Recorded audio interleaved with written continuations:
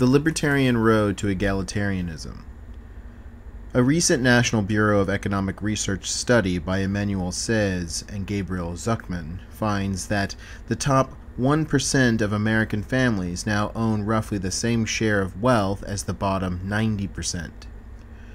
Furthermore, the study shows that the recovery we keep hearing about hasn't reached the middle class, with only those atop the economic pyramid seeing its benefits.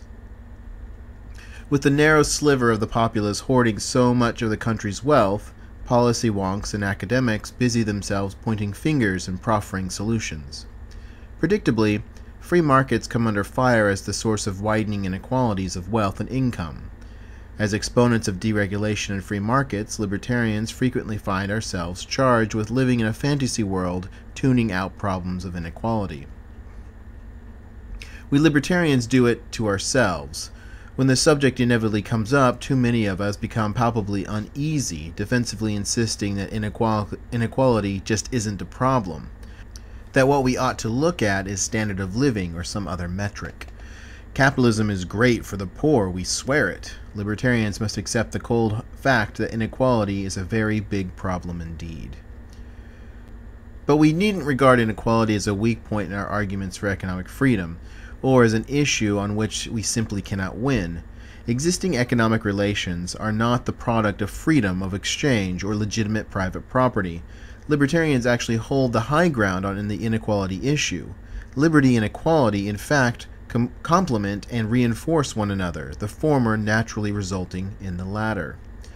Individualist anarchists like Lysander Spooner held that extremes in both wealth and poverty resulted from positive legislation, substituting arbitrary laws for natural laws and establishing monopolies and privileges.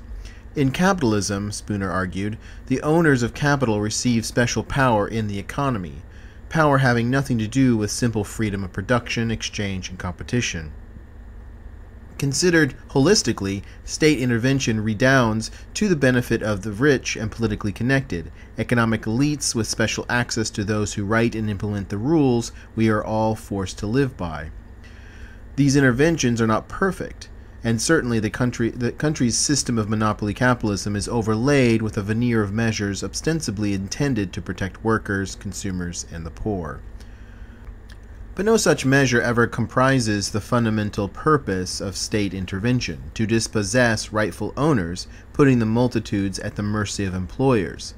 The historical purpose of the state, in short, is permanent class war, the use of state power to insulate the socioeconomic nobility. The political left is thus quite right about inequality, even while tending to be quite wrong about freedom, individual rights, and markets. Market anarchists favor both freedom and equality, espousing a stateless society in which the ultimate law is equality of freedom and authority.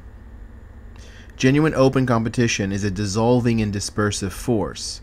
Libertarians should stop making apologies for today's staggering inequalities as if we arrived at this place via laissez-faire and sovereignty of the individual. The Libertarian Road to Egalitarianism is a Center for a Stateless Society commentary written by David S. D'Amato and read by James Tuttle.